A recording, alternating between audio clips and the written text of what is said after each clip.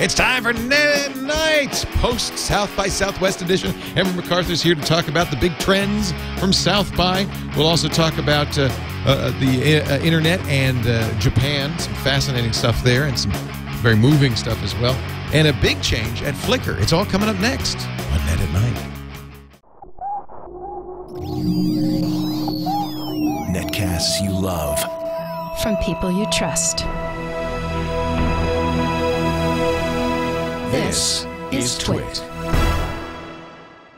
Audio bandwidth for Net at Night is provided by Winamp for Android, the ultimate media player for your desktop and Android device, featuring wireless sync. Download it free at winamp.com/Android. Video bandwidth for Net at Night is provided by Cachefly at CACHEFLY.com.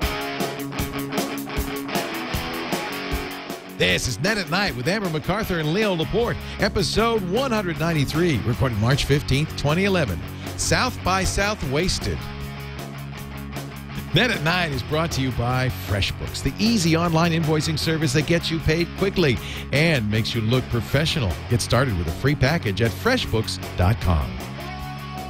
And by Audible.com. To download a free audiobook of your choice, go to audible.com/night. And by GoToMyPC. For those of us who work around the clock, access your files and applications around the clock too with GoToMyPC. For your free 30-day trial, visit GoToMyPC.com/night. It's time for Net at Night from Petaluma, California, US of A. I'm Leo Laporte. And I'm Amber MacArthur from Toronto, Ontario, Canada, where we don't have the iPad 2 yet. Oh. I know. So sad, isn't it? I was going to say, did you get your iPad? Oh, never mind. I know. When, it's the 22nd, they said?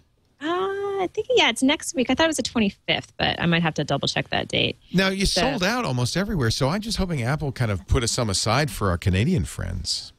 You never know, Leo. I know people who have already planned to drive across the border and get their hands on one. I'm going down to the States tomorrow, so I've been thinking, I know obviously it's not easy to get one, but I hope you could find one, yeah. I know, it'd be good. But how are you liking yours? I like it a lot, although I have to say, if you have an iPad 1, I don't think unless, you really sold on the camera, you should worry about getting a new one. The iPad 1 is perfectly good.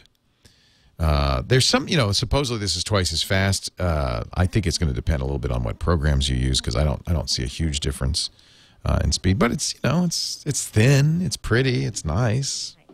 Yeah, I agree with you. I mean, it's one of those things. We have 2 iPads right now, and I love them. I mean, they're great for what they do. I have no complaints about them. So sure, I'd like to play around with an iPad too, but I don't think it's something where I would be necessarily no.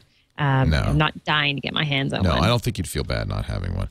Although, the killer apps, GarageBand and iMovie. Now, you can put GarageBand on an iPad 1. It just doesn't have as much horsepower.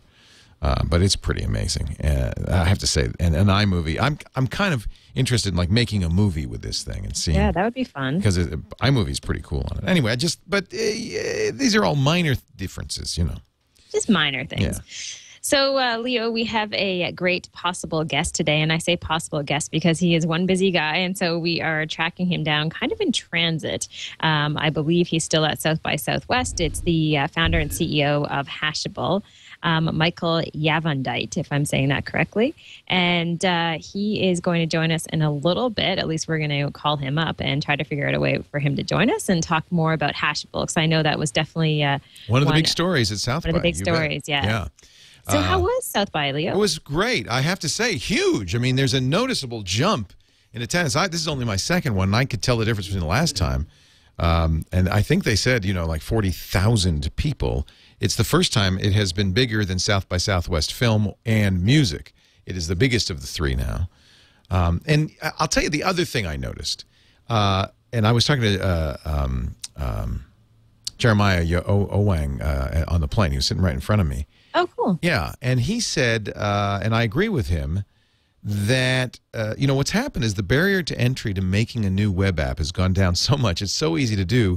There were so many web apps there that it was impossible for anyone to stand head and shoulders above the crowd. Yeah.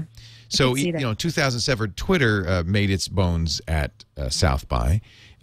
2 years ago, it was Foursquare. Last year, it was Gowalla. I don't think there was a winner or an obvious, must-have app this time at South by, except maybe Uber. You know about Uber? No. Well, it's a very limited use application. I think it's in New York, and they're going to be coming to San Francisco. It lets you call for a black car with your iPhone. The car service has the driver has it. Actually, it could be anybody. It doesn't have to be a black car. It doesn't have to be a medallion cabbie. It could be anybody with a car and this app. You call for it. They see it on their iPhone. They drive there, and you pay through the iPhone. Okay. So all the not all, but many of the pedicabs in Austin, there are a lot of pedicabs there, were Uber pedicabs. The guys had little Uber things, and you would call for it, and it would come riding up, and you'd get in, and you'd pay for it with your Uber. That was kind of cool. That's very cool. Limited value in the real world. But, boy, it was useful in Austin. Yeah. Yeah, I was looking online and just reading all of the stories. And, of course, on Twitter, it was so active with South by Southwest tweets. And I didn't really find there was one thing that I kept noticing coming up and again. Of course, there were trends like group messaging and location services. I kept seeing this thing about, is Scoble in the room? That is the funniest sight. Oh, my God. I know. It's hilarious. So the guys who did this are just fooling around. So I just went to isscobleinnthisroom.com, and it says, almost certainly not. We last saw Scoble 2,414 kilometers away from you. So what they're doing is they're looking at Scoble's check-ins at South by Southwest, matching it to your locale, and telling you if Scoble's around. Why would anybody care? Well, I think it's a little tongue-in-cheek. But I do have to say, and Jeremiah and I were talking about this, it must be very tough. It's one of the reasons Mike Arrington, I think, doesn't go to South by anymore. We interviewed him at South by Southwest some years ago. You interviewed him. Yeah. Doesn't go anymore is because people like Scoble and Mike are just surrounded by entrepreneurs with startups they want coverage for. Yeah, and it's impossible to move. Yeah, you can't go anywhere. Yeah, Jeremiah said his solution to this was to hold court. He said you become very visible at the beginning of the party. You sit there and you let people surround you. You say hi to everybody. You collect all the cards, and then from then on, you can enjoy the party. Yeah, that's pretty good. That's a good idea. I've seen Mike Arrington do that, actually. Yeah, I forgot. I guess I didn't realize that Mike wasn't going down there anymore because I remember we interviewed him. Remember somebody spit at him a couple of years ago for not paying attention to them? Yeah, I'm sure too many people. That's too bad. But Pee Wee Herman was there. Oh, I saw that. And Eliza Dushko. I saw Guy Kawasaki tweet out a video, I think, of Pee Wee Herman talking about going on Twitter for the first time, perhaps. Yeah, well, he'd done that a couple of months ago, I think. But, okay. Yeah. But he was there. Huh, yeah. Interesting. He was there. He was in the Dignation VIP room. I missed him because I was busy crowd surfing again. Of course, Leo. I didn't want to. That's what you do at South by Southwest. I realized I realized if I go to the Dignation event, which is a great party at Stubbs, that I'm going to be compelled to crowd surf. I wasn't going to. I was upstairs. We were shooting. We were talking. We did a whole, by the way, we have a bunch of specials, twit.tv/specials from South by. And we recorded Twit there, and I did the tech guy there, and we did TNT there at Momo. So that was fun. We don't have the same crowd they have at Stubbs for Dignation, but it was a much nicer bunch of people. Really great bunch of people. They were sitting, they enjoyed, they stayed there all afternoon. It was so much fun. But so I went to Dignation that Saturday night, and they started going, Kevin, of course, said, well, Leo's here. Should he crowd surf? And no, what am I going to do? So I had Lisa Bettany with me. I said, Lisa, I'll do it if you'll do it. She said, okay. I was stunned. Oh, wow, she did. I was stunned. And then I said, well, let's do a group crowd surf. So we got David Prager, who's their producer, Alex Albrecht, Kevin Rose, Lisa Bettany, me, and Brian Brushwood. 6 people at the same time. We got the record for biggest and longest crowd surf. We crowd surfed for a minute 50 seconds.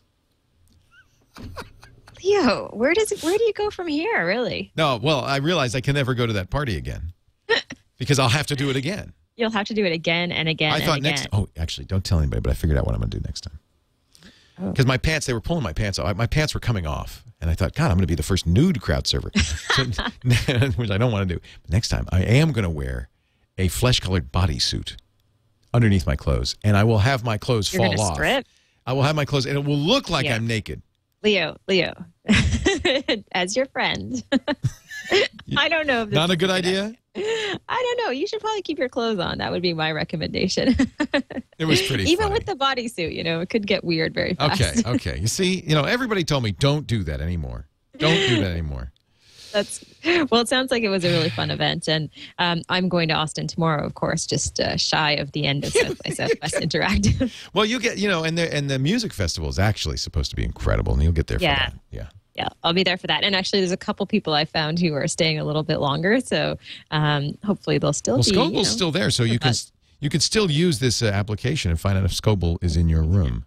I used it in my hotel room, and I was very relieved to see he wasn't. Before I went in, I checked. Leo, I read this crazy story about these kids who went down to Austin on a bus, and I guess they built an application on their way down from New York City. And just, to hit on your point when you're talking to Jeremiah about how quickly people can develop these applications, they actually, put one together just on the their bus. Trip. I know, so funny. Great story. I think it was called Lemonade Stand or something like that. Yeah, and I think you're right. Group messaging was, in theory, going to be the category, but there were 7 or 8 apps in that category, so it was impossible for one to win. We used Beluga, which is the one Facebook bought, but I don't think it was the most feature-rich of the choices. I liked Fast Society a lot. I thought that was really cool and feature-rich, but it was iPhone only, and we have some people on Android, so we couldn't use that. That's the thing about Beluga that I find, too. It's pretty plain, It's very simple. Very simple, no real bells and whistles, but maybe that works. And I know people who were using that down there, and that was probably one of the more popular ones that I saw. I liked Fast Society better because you could, for instance, do a conference call, press one button, and everybody in the group gets a conference call, so you're all on the phone. You could send shout-outs. You could say, rally the group at another place. You press a button, and they all say, it says, let's all go here. I mean, it had some nice additional features that the other group messaging clients didn't have. Another launch that I was hoping would do well, my friend Yuri Engstrom, who wrote Jaiku and then was bought by Google, has started a new location-based service called Ditto. I don't know if you've seen that. Oh, yeah. His idea is it shows where you're about to go, not where you are. Okay. So if you're so you could say, I'm in Austin and I'm about to go out to eat. I'm thinking of going to Ironworks for barbecue. What do you think? And then your friends would say, no, go there, go there. There's trophies for people who are most helpful. There's a lot of cool icons. It ties to Foursquare, which everything does. So if you actually are at a place when you check in, it will go to Foursquare. So I think it's kind of I use Ditto mostly at South by. You were there. Yeah. You know what I found? I was having too much fun to actually do any check-ins. I realized I only check in when I'm bored. Oh yeah, when you actually have time to waste. When you're having fun. So Leo, you don't seem that exhausted. Oh, I am. Are you? I'm hopped up on caffeine. No, I am. Oh, okay. Actually, no, I got a good night's sleep last night. We came back yesterday. Okay. So I had all day yesterday to recover. Although, there's no one here in the office. Oh, really? Yeah. Eileen and Lynn, who produced our whirlwind tour of Austin, they said, we're too tired. We can't come in. And Lisa got sick. So basically, it's very quiet around here. I came in, and Tom Merritt's coming in. He's going to do TNT in about half an hour. And by the way, they will, for those watching live, be doing some coverage of the tsunami and earthquake in Japan and how tech is involved there. Certainly, it's funny. New Zealand's pretty wired, but more than ever, I saw from Japan live tweeting, live video feeds from people's cell phones. They're so wired in Japan. They were staying in touch with family members using Twitter and other applications. I don't know if you saw Kevin Rose's blog post about the Apple Store and how I did. The Apple Store, because there's not a lot of open Wi-Fi in Japan, the Apple Stores in Tokyo stayed open late, letting people use the Wi-Fi. They put chargers out so people could charge their phones to stay in touch with family and friends, and they even let the Apple executives and Apple employees live in the because there were no hotel rooms, stay in the Apple stores overnight.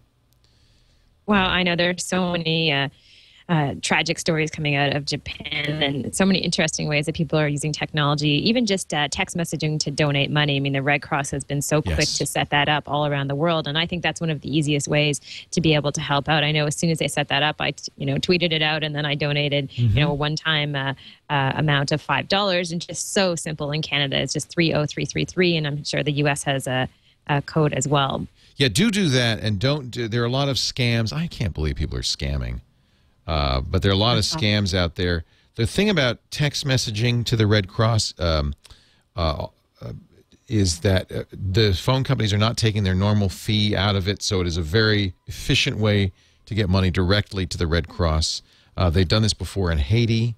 They've done it before for other events. Let me just see what the Red Cross short code is in the U.S. for the Red Cross. Yeah, and later on I'm going to talk about a way that bloggers can also help to raise money and promote awareness about what's happening right now in Japan just by tweaking their blog a little bit. So that will be our site of the night. If you want to give to the Red Crosses, text Red Cross to 90999. 90999. But there are many. It's interesting. Everybody's doing this now. So you can, for instance, use Global Giving. Text Japan to 50555. Convoy of Hope. Text Tsunami to 50555. Mercy Corps Mercy to 25383. Salvation Army Japan to 80888. Save the Children Japan to 20222. World Vision, text the number 4 Japan to 20222. So this is really great. And there, of course, Verizon, AT&T, Sprint, and T-Mobile, as well as several smaller operators, are waiving the SMS fees when you're donating via text message. Actually, you know, AT&T and Verizon are waiving long-distance charge for calls, text, and MMS messages to Japan through the end of the month. I know. That's amazing, too. Yeah, really great. People, it is really great. You know, disasters are horrible, but one of the things that's always uplifting after a disaster is how people show their best side, and they really come through. Yeah, and especially with technology these days, you know, you actually have a way to help instantly. You're not just kind of standing by watching. You can do something about it and raise awareness. Yeah. Money. And I just think that's amazing. Like we saw with Haiti, it took some of these organizations a little bit of time to get set up with these text donations. And then after this earthquake and tsunami last week, they were so quick to get the message out there and just really, you know, enable people to donate money immediately. So it's just a wonderful thing to see. Google now has a crisis response page, you know, google.com/crisis response, because they've done this so many times now in the past, where you can get information. There are emergency lines. You can use the person finder if you're missing somebody or if you know where somebody is, and you can directly donate to the Japanese Red Cross as well on that page. Lots of resources there as well. This is really, once again, very impressive information from Google. This is English language. There's a Japanese language version, and there's lots of information in here. And they were really fast to get that up as well, the person finder. So that went online so quickly. Yeah. So kudos to them. Yeah, here's the real-time updates at the bottom. They're doing the Twitter and other real-time updates. Really cool. It's very cool. So, Leo, we have lots of news, as I'm sure you can imagine. And we have a guest. We have a guest we have to track down. Let me take a break. Why don't we take a break while you track our guest down? How about that? I'm going to talk about something near and dear to your heart. In fact, you introduced it to me, and I've been a fan ever since. It's FreshBooks. They're Toronto-based, right? Oh, I love them, yes. Aren't they great? I just saw Mike last night, actually. Had a chance to run into him. He's the founder of FreshBooks, and I just use them religiously, and they have a great app to be able to manage all your stuff and invoices. It makes it so easy. I'm a big FreshBooks fan because Amber introduced me to them in 2004. Now, I have people now, but this is for freelancers who are doing their own invoicing. This is such a great solution. It lets, if you've been using, Microsoft Word to create an invoice, this is so much more professional for a lot of reasons. First of all, you upload your logo, you use their design tools, you're going to get a great looking invoice. If you do time tracking, they have an iPhone app or a web-based app that'll track the time and then pump it right into the invoice. Saves you a lot of time and trouble recording your hours used.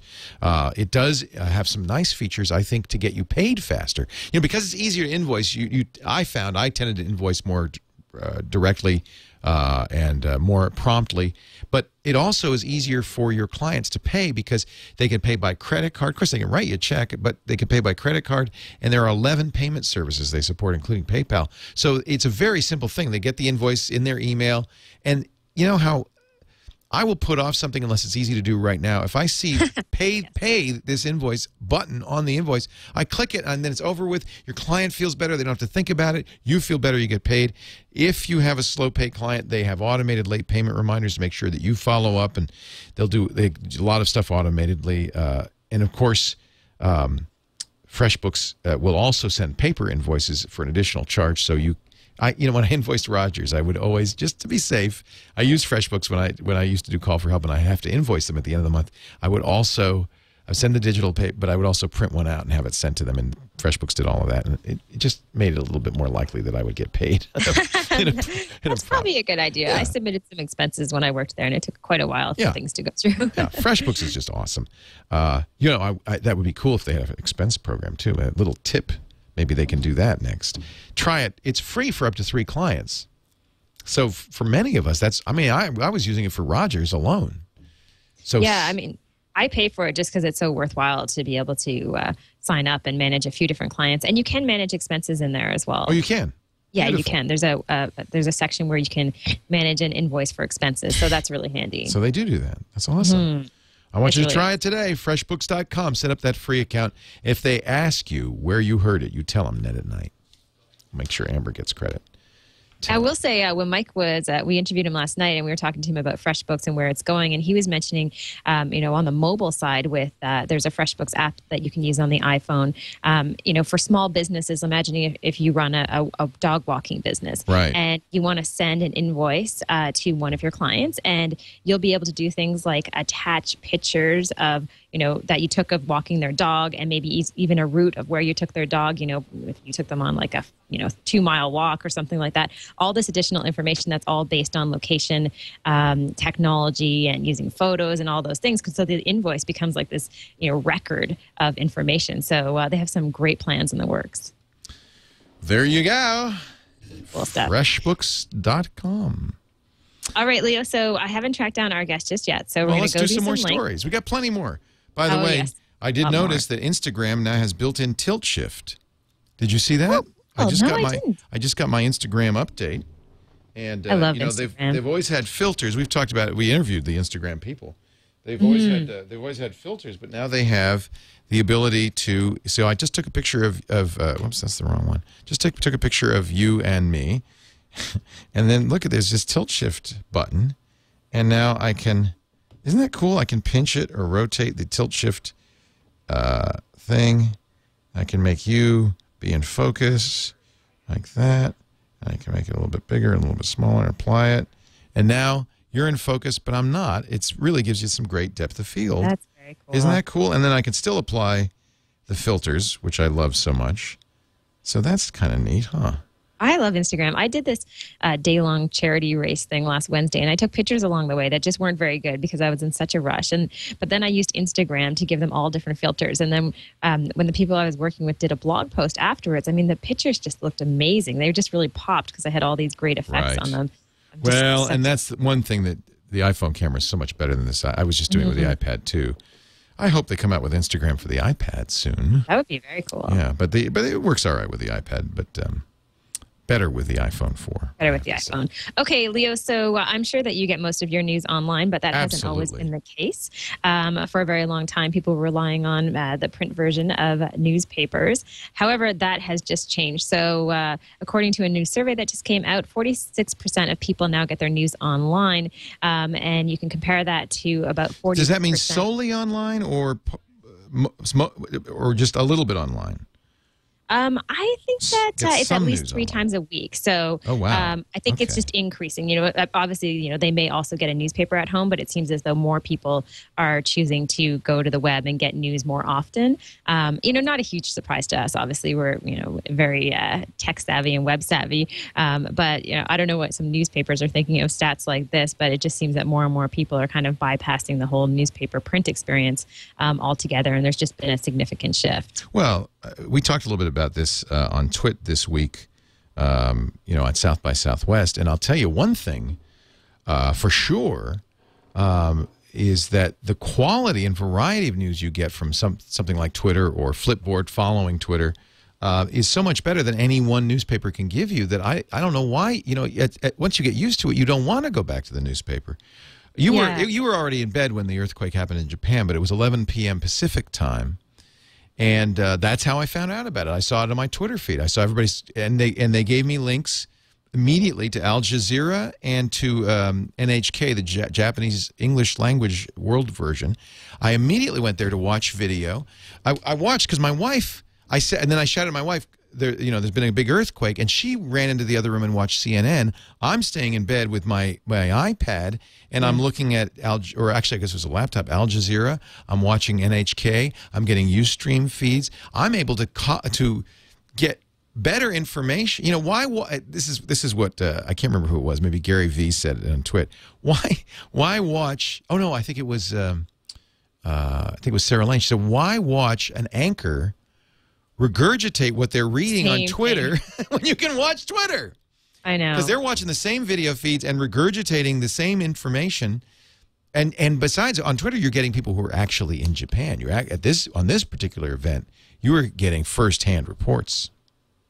Yeah, no, it's it's just amazing. I also think it's interesting, though, what some of the newspapers are doing online. I know in Canada, for example, the Globe and Mail is experimenting a little bit with infographics and trying to figure out unique ways to kind of get more traffic coming to their site by matching up information and just providing content in a different format. So obviously, they've been immensely affected by how many people are relying on online sources, and they're forced to kind of shift their model a little bit instead of, like you said, regurgitating the same information and just putting out information from some of the wires that are coming across. They have to kind of think outside the box and be a little bit more creative and innovative. And I'm seeing that a little bit, I think, which is a good sign and obviously a necessity for them to survive.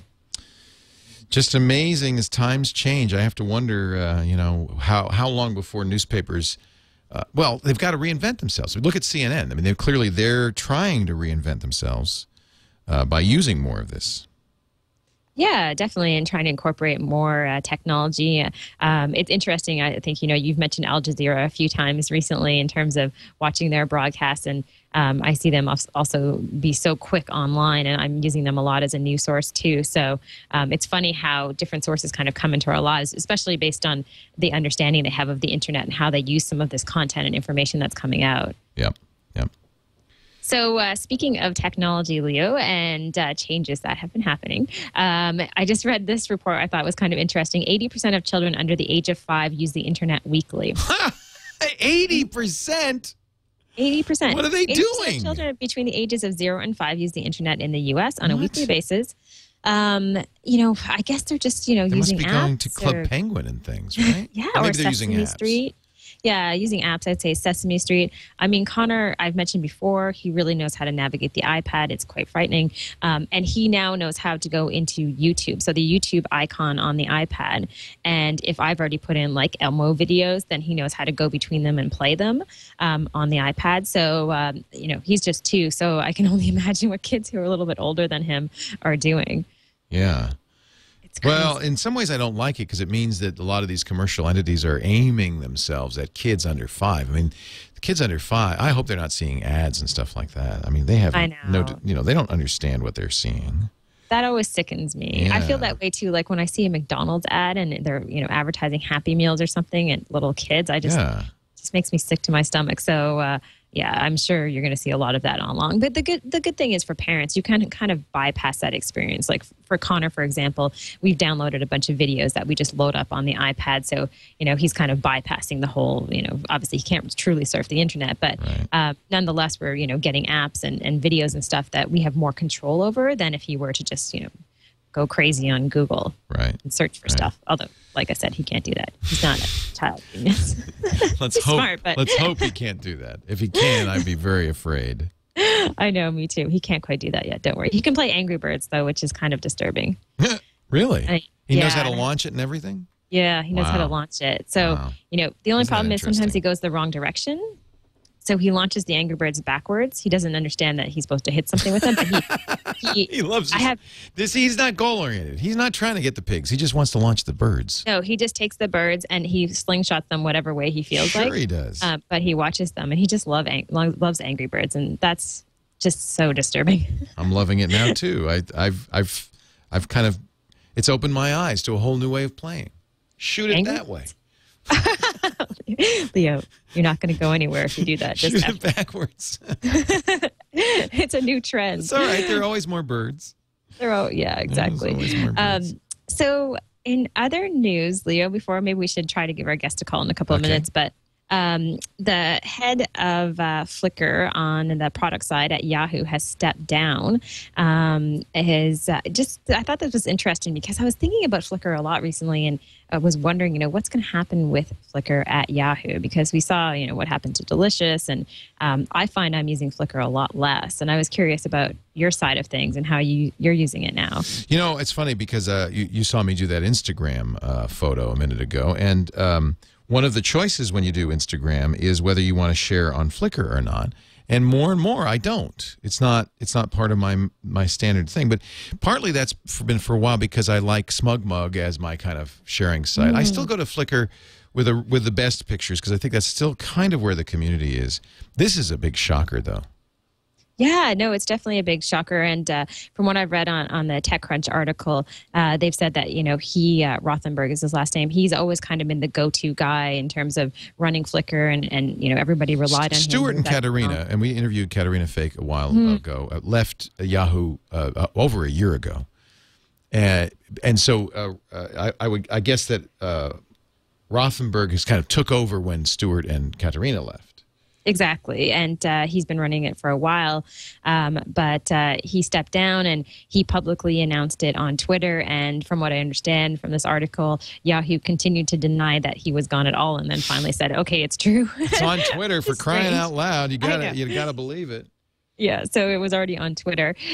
So I don't know. I mean, it's not as though I think that Flickr is necessarily dying. I just went there today to get a bunch of old photos that I was looking for. I just think with so many instant and easy ways to share information and photos and applications, I just, I wonder what its future is. And well, what's hurt Flickr of late is these stories about people's pictures getting accidentally, arbitrarily, or intentionally deleted in their entirety. And I think anybody who thought Flickr was a place to back up your photos is now realizing that's not the case.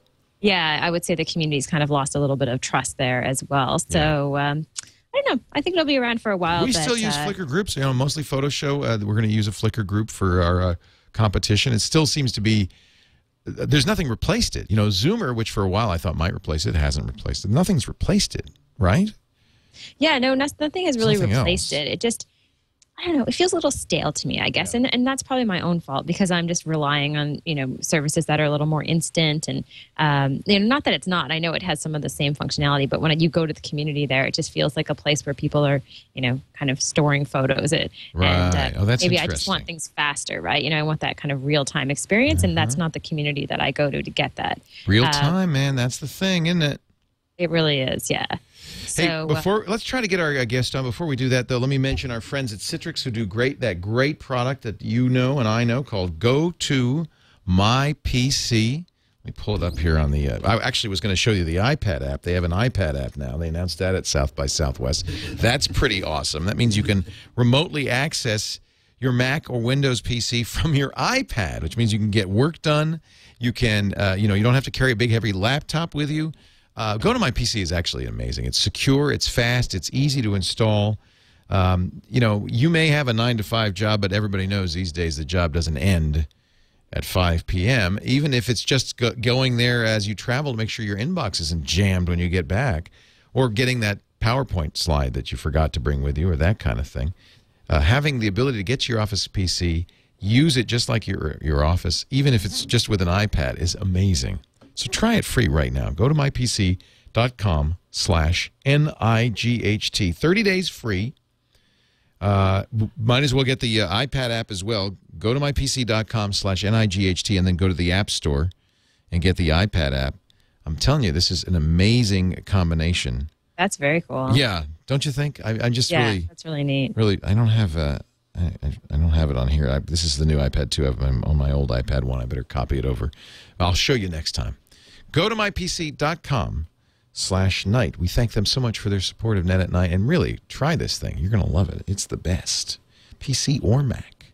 Shall I call? Shall I try? Yeah, he was going to email us. He was in a meeting, right? Yeah, he's just getting out of a meeting. So we can try him. I mean, if he's not available, he won't answer. But it's good to give it a whirl. I know he's had a really packed day. But why don't you tell us what Mashable? I mean, see, this is my problem. Is it Mashable or Hashable? It's Hashable. I know. What is Hashable? So Hashable is this really neat service. I've been using it as an application on my iPhone where you can easily kind of introduce people, or you can connect with someone if you're at a conference like South by Southwest, for example. You don't want to exchange a business card. You can simply, put their Twitter name in and write a quick note and then put @Hashable, and it will keep track of all of your interactions that you've had with someone. You can also introduce two people via email or Twitter. So I could just do @Leo Laporte and maybe use like @Guy Kawasaki if you guys didn't know each other.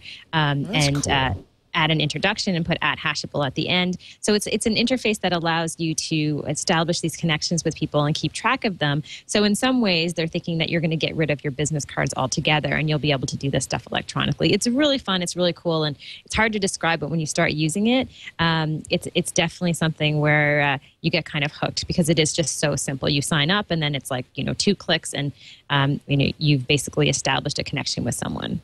I wish I'd had this. I should have known about this. This is cool. Like, for instance, I was just speaking at a conference last week, and after the conference, someone said, I said I don't have business cards on me. I just forgot them. If I'm using Hashable, it's an easy thing for me to say, okay, what's your Twitter handle? And then just go through Hashable and then make the introduction. And then I can always go back into the Hashable dashboard and see that, I met that person there and just have some type of electronic record. So I don't have an account, but I was able to just sign up with my Twitter account. I don't need a invite or anything.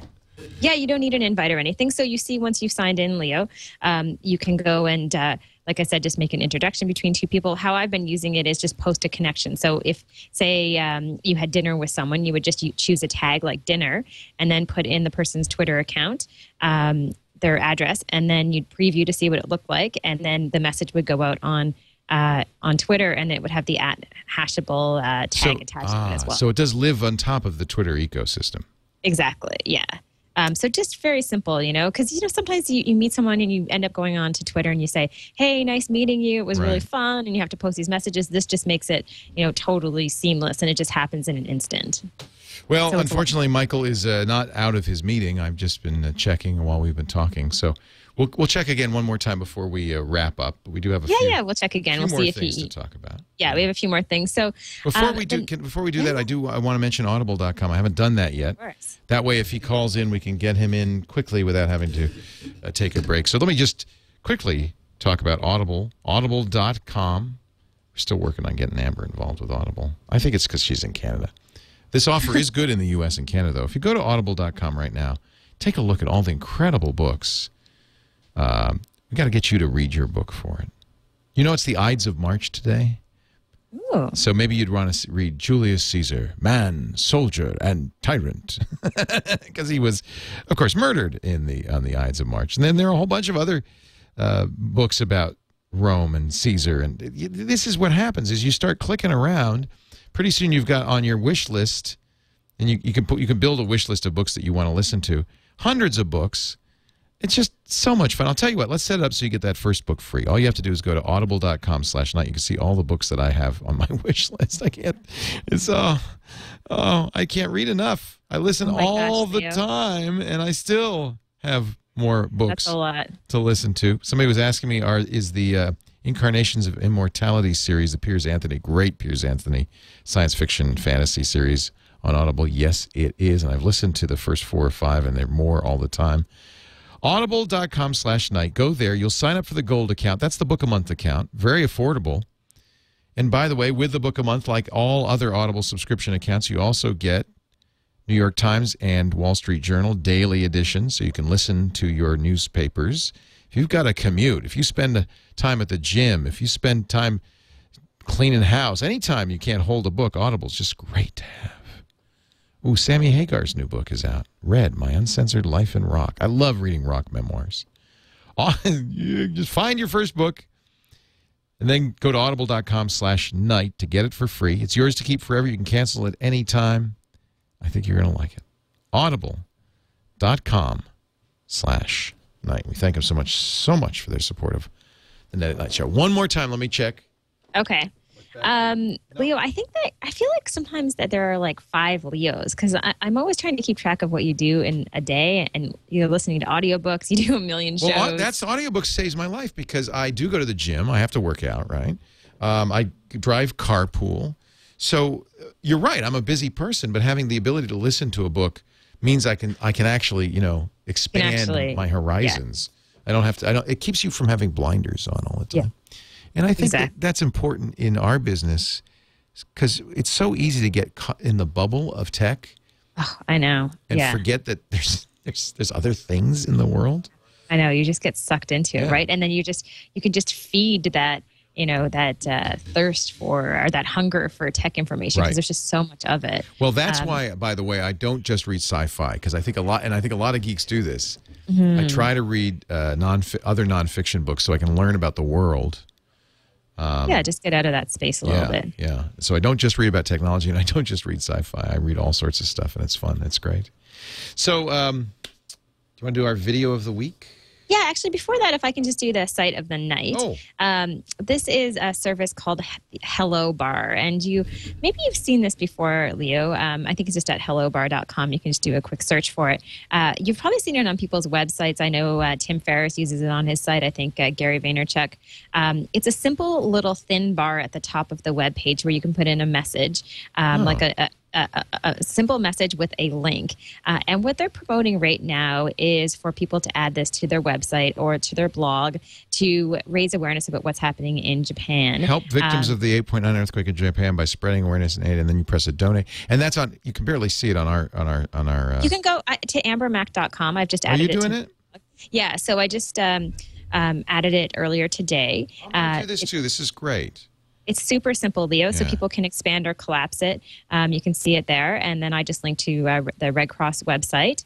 And so you can write any message you want. You can have it any color you want. And a really easy way to That's so help cool. to raise awareness and to raise money too. And it's just a little snippet of code. So you have 2 ways to do it. One is to take the snippet of code, add it to your website, or you can sign up for an account on the Hello Bar site, which is what we did, and then put Help Japan as the promo code to be able to go in and use it for free. And then, within a couple of minutes, you're able to kind of build awareness and help to raise some money too. So works well with some of the main sites like Tumblr, WordPress, Blogger, or those platforms, and just a simple thing to do. So a lot of people are using this, and of course, if you don't want to put a charitable message up there, you can pay to put your own promotional message up there, and it'll count clicks and so forth. Yeah, exactly. Yeah. So using Help Japan is a free way to use this little slick, little slender bar that I think is a nice little design and also very effective. The only caveat I would say is, and this is unfortunate, I just tried it on the iPad, and I found this with some of these other bars. It doesn't always work on Safari and our mobile platforms. It does not, in fact, seem to work on the iPad. That's too bad. But people coming in with a browser, I'm on Chrome, it works fine.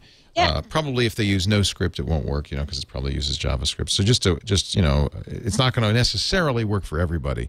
But boy, I bet you raise a lot of money that way. Oh yeah, exactly, and just a lot of awareness too. I mean, if you see people with their own blogs and websites have this message up there, even if you don't donate, it still gets people thinking about what's happening, and maybe next time they have an opportunity to donate or help out, they will. Yeah, really cool. So that is Hello Bar. Really cool. It's very cool. So for our video of the week, Leo, are you ready for me to set this up? Yes. Well, first I'm going to pull it up. So go ahead. You talk and talk slowly. Okay, talk slowly. Because I have to type in by hand. Watch equals $V equals. Oh boy. Okay. Okay. So this is in honor of South by Southwest. It's a video that I just stumbled across earlier today. It's called South by Southwest Homesick Blues. If you remember the Bob Dylan video that came out a while ago, where he's a long while ago. I don't think you were born when this video came out. But then there was the I think it was a site. Sally's in the basement mixing up the medicine. That one, right? Where he's showing the cards.